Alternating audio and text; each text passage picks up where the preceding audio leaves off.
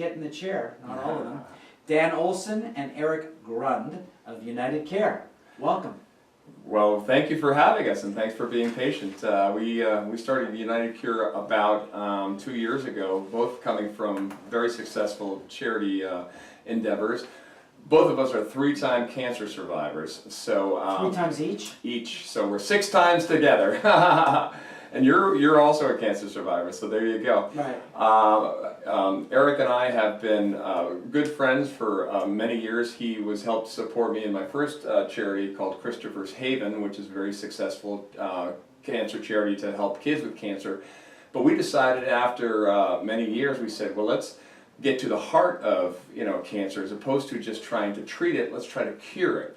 Dan and I basically both were successful founders of nonprofits, and really the focus is taking nonprofit model and applying it to therapeutic discovery.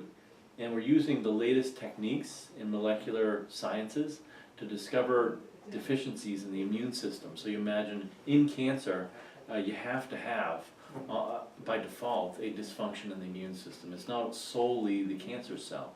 The immune system has to allow that cancer cell to function. And that's really the sweet spot where we are with our expertise in kind of nonprofit model into discovering therapeutics for cancer. So you're, just trying to wrap my head around it, so you're you're a cancer research sort of laboratory in a nonprofit environment.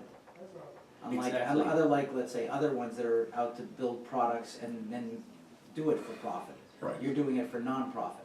For sure, Correct. yes. So you may develop products or services at some particular point of time?